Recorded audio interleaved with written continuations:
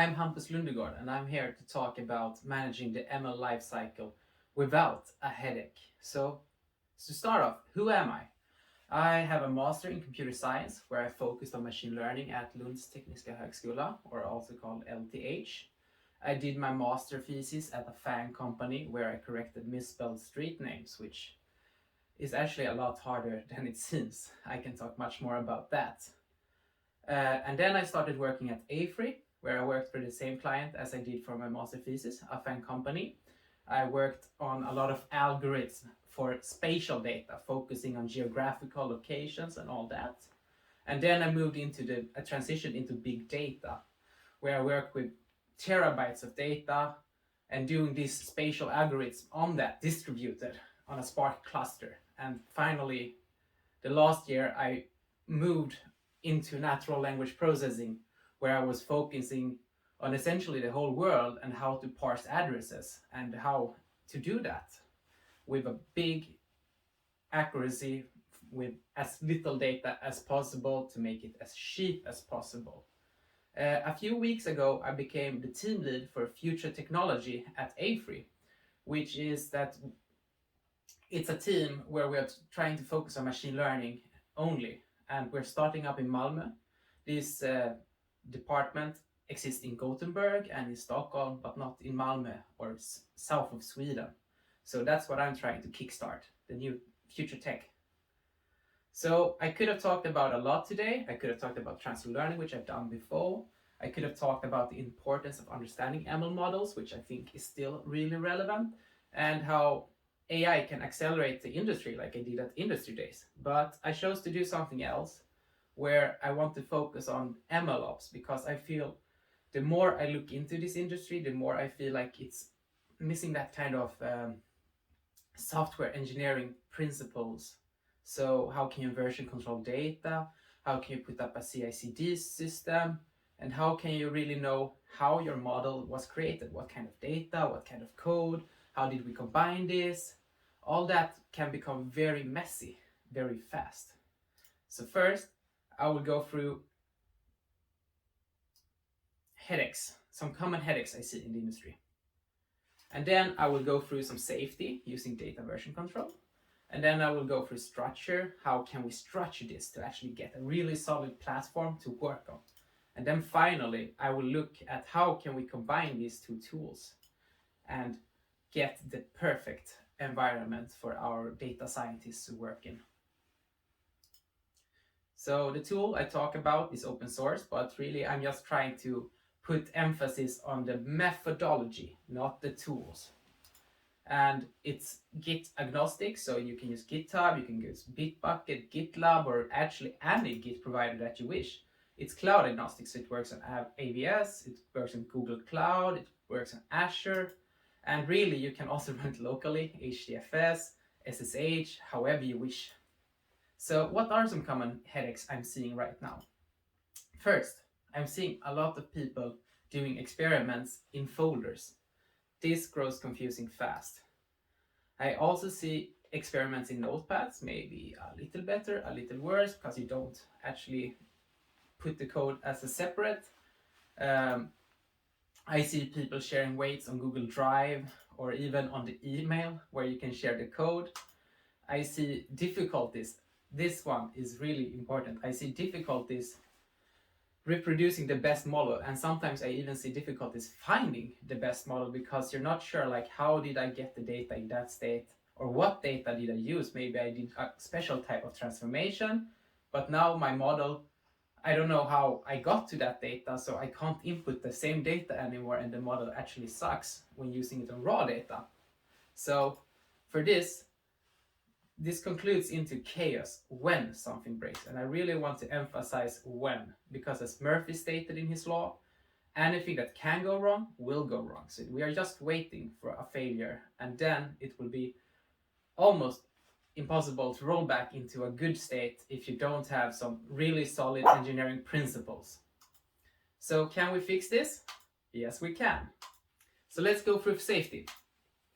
First off, version control. It's really a solved problem in the software engineering world, but in data science, because we have huge data sets, we have huge models, we have some really heavy stuff in comparison to just simple code files. This becomes a hard problem which isn't solved. So in the software world you use Git, and because this is a really established way of working, it's really good to keep to the core principles, which means that we can interop with normal software engineering, that is back-end, front-end, really simple. So I'm introducing here a tool called Data Version Control, which builds on top of Git. It's essentially just an add-on which allows us to version data sets and models using the same Git principles and the same Git version history tool as normally in software development. So DVC, as I said, stands for Data Version Control. So a normal Git like this, as you can see, we take two files and then we say this is a commit or checkpoint, and then that will have a hash which will save, and it will create, if you update this and then you do a new commit, it will only save the delta, which is really smart because then you have less data in total. So here we have a normal commit, and this is how the flow works normally if you only use Git. So you have data from January, then you have code, and then you have a model which becomes VO1, and then you have the VO2 and so on. But in reality, sometimes, oh, I used the January data in version 3 and I used April data in version 2. So what is the end version? That grows very hard with time. You can just imagine adding more data versions, more code versions, and then the model version. Yeah, you don't want this. So essentially adding data version control on top of this allows us to add a lot more to the commit. We can add images, we can add metrics, we can add the model, we can add data set version control, but it's stored on another provider than Git because Git can't really handle large files. So you're only storing the hash, which is really cheap. It's small because it's fixed size and it's resistant. So where can this data be stored? It could be stored on a cloud provider, as I said, Azure, Amazon Web Services, or Google Cloud Platform. And you can also save it on a local cache to make it faster to fetch for everyone. And you can have a shared local cache, which is really good. So with data version control, we can save everything that actually matters on top of the code. Let's take a look. And then, because we have the Git branching ways, we can create branches for different experiments we do. So we can experiment with VGG 16, which is a famous model, or we can experiment doing some other kind of parameters, and then we can compare our branches. And this means that we can roll back hours, days, or even years this easily because it just exists. We just have that branch. So we don't need more folders anymore because we have branching and commits, so we can check out, we can check out the right checkpoint that we want whenever we want really easily, and it contains the data, the model, and everything in one. And then finally, because this structure makes it so simple, we can do a simple release because we have all these branches with all these checkpoints. We can just pick whatever we want and check that out and reproduce the pipeline. This will make every backend engineer incredibly happy with you. So all in all, this is a really good system which contains clever deltas, it contains caching, it has thought about most, and it's very agnostic. So these checkpoints will make it simple to track metrics, so you know which branch is the strongest branch right now. And it allows us to release much more simply. We can build tools around this, automatic tools, which I will talk about later. So now that we have a really good safe environment where if we do something wrong, we can roll back into another branch or an older checkpoint, and we can just fetch that and we can reset, which is really awesome. So how do we build some structure around this? How do we automate this? So we have checkpoints, and now we want to have enhanced checkpoints. We want to make it even better. Introducing CI/CD. This is actually also standard in the software engineering environment. Right now, it has grown a lot the last 5 to 10 years. So this stands for continuous integration, which means that we test it continuously, so we don't actually put something into prod that wasn't rigorously tested by mistake. We also have a continuous delivery, which means that we have an automatic delivery pipeline, where it's either automatic if it's above a threshold, or it's done through a single click. So you just click once and it's deployed. No manual work around it, it's all automated. So looking at CI/CD, we take a commit or checkpoint, as you can see in the top. Then we do a build. So we build all this from scratch, which means that we don't have some kind of state that we're dependent on and we forgot about. So we really know this will work on another computer. So you can also select like environments like Linux, Mac OS, or Android, which means that you can test on different devices, and you can, if you have an Edge ML model, this is really, really strong. So moving on, there will be run tests. And these tests do validate that the code you have put into the system or the model or the data actually makes sense and still predicts what you want it to predict and hasn't regressed. And then you will loop this until you're happy. So you will put a checkpoint on top of a checkpoint, and it will test that new checkpoint, and then you will do comparison. And then when you're happy, you can merge this code into the main repository, which means that now we're putting this as a stamp ready to be released. So these steps actually removes a lot of the oops, I forgot to check that, like oops, I forgot to check this kind of prediction, or oops, I forgot to see what happens when we run this weird data set, as that is done automatically, and this really enables automation simply. So it's simple automation, step by step, making it even more automated. And it creates this solid foundation where we can easily expand these automations. So on top of this, when we merge, we can do a one-click release as I talked about, or we can do an automatic release based on if we are above said threshold, we want to release this automatically. Or perhaps we want to refresh our model once a month, and it can be an automatic release if it's above specified thresholds and everything looks good. So releases shouldn't be hard. Integrating the model into the organization shouldn't be hard. It will be, I promise, much easier with CI/CD and version control. And there is a reason that CI/CD now is standard and you can't be without it. It's really the standard. Let's take a look at different tests you can run. You can run tests like unit tests. This is tests that validates something. Like we should always predict same between those two batches.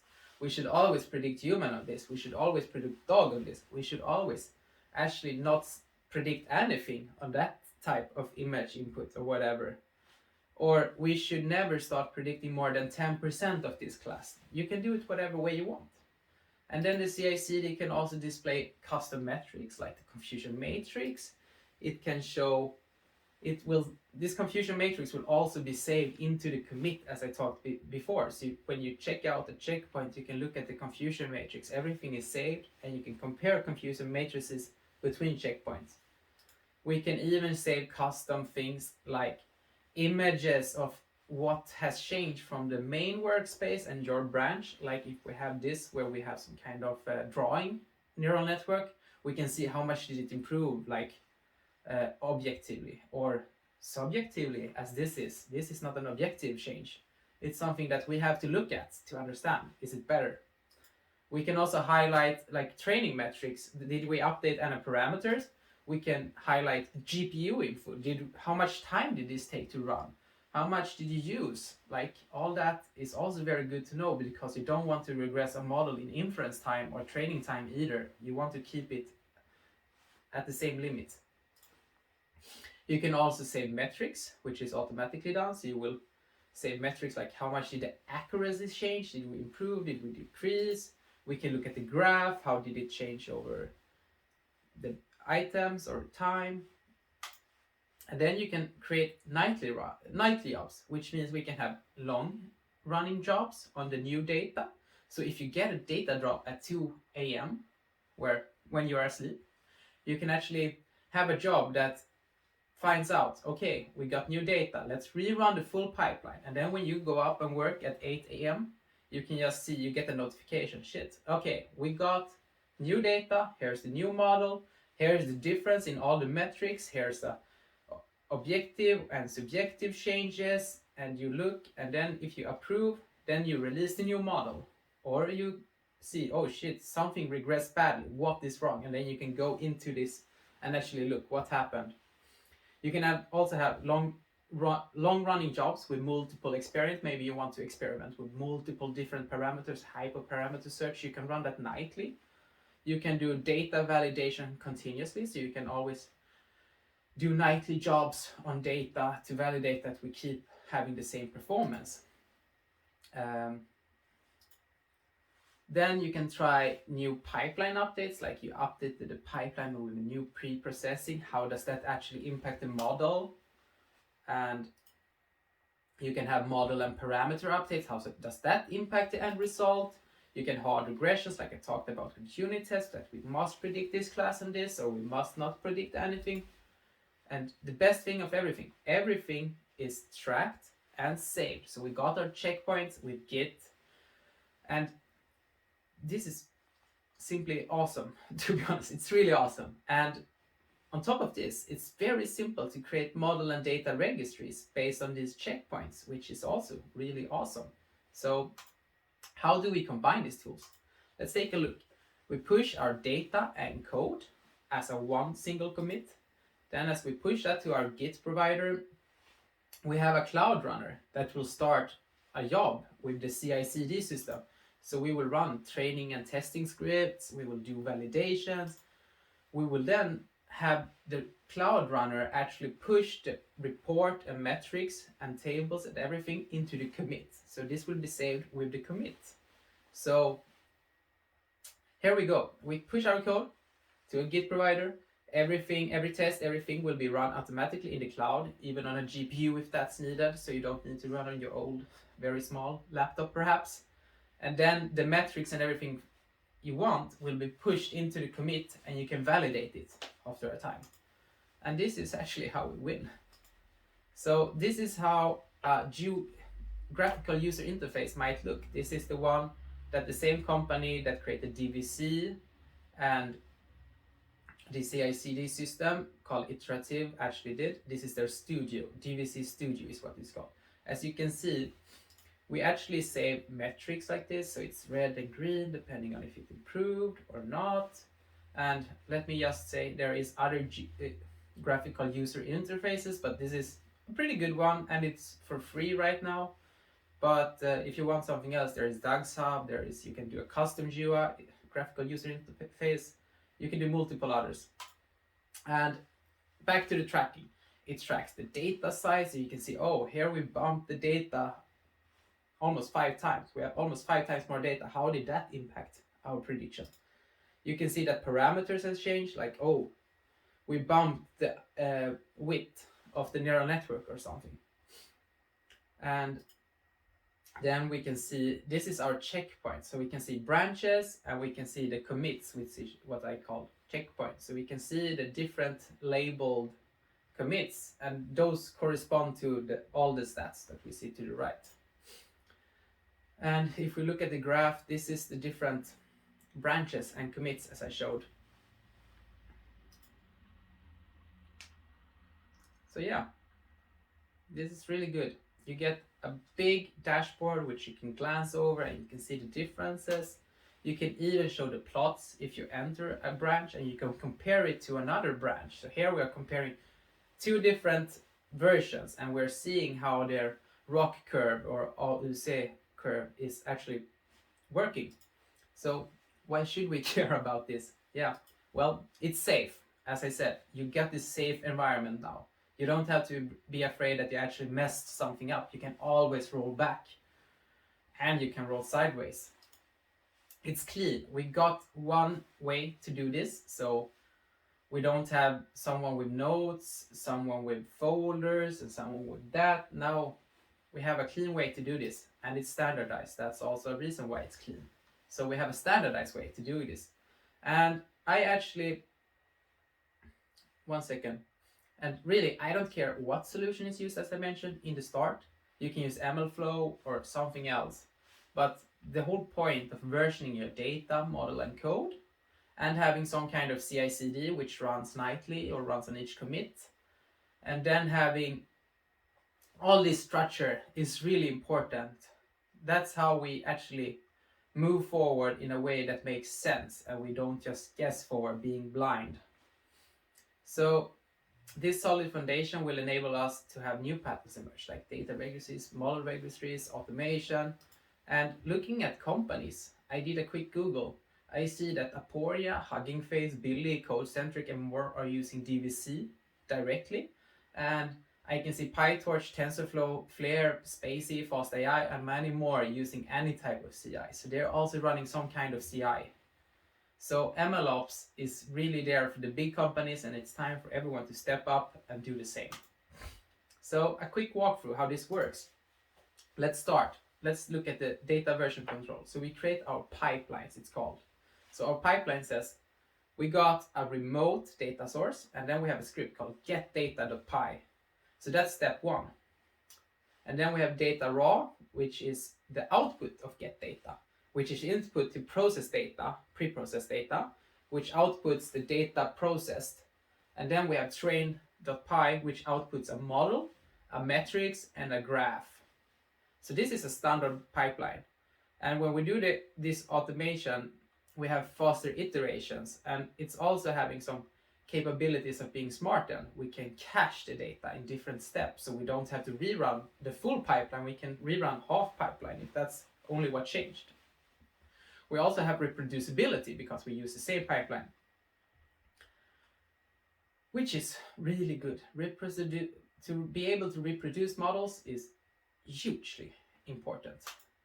Moving forward, this is how it's defined. We have stages. We have getData, which is the first step as we talked about. Okay, so the command is Python getData. It depends on the getData.py file. So whenever the getData.py file changes, we need to rerun this step. And it outputs data raw.csv.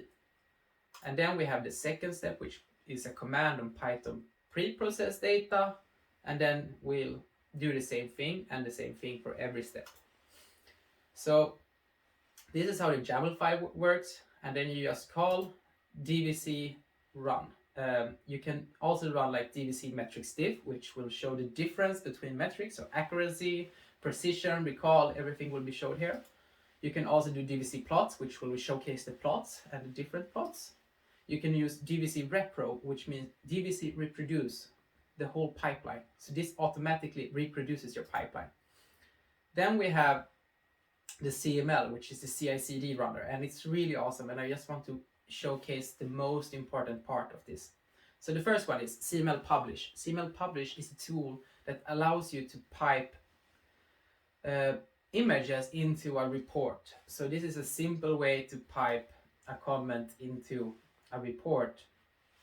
And then when we have our report with text and the JSONs and everything that we want, like the tables, then we do Cml send comment. And this is a game changer. This allows us to send this comment and attach it to a commit, which means that now this report that we created that is completely custom, we added what tables we want, what pictures we want, anything is actually attached to the commit now. And then we have the Cml Runner, which is also really important. Cml Runner is what allows us to run on the cloud and not just some small CPU. This allows us to call the cloud like GCP, and then we can select what kind of GPU do we want to, what kind of region do we want to, North Europe, US West, or whatever. And all in all, this is a really strong tool, and this way we can build some really good CI/CD structure. So let's take a look at how this can look. I will try to play.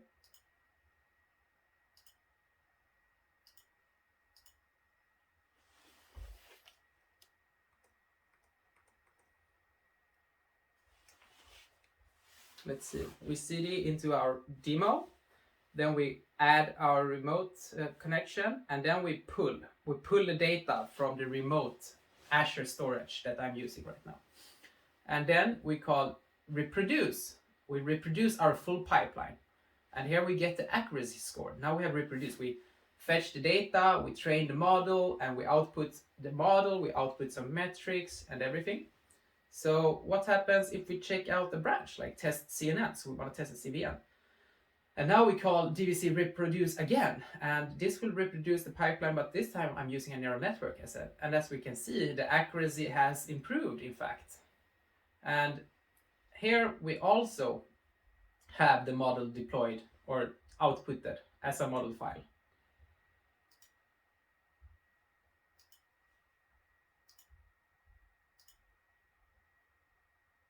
So yeah, and this is the studio. As I mentioned, this is how the output looks for my case where I was running. So you can see we have model files and the sizes.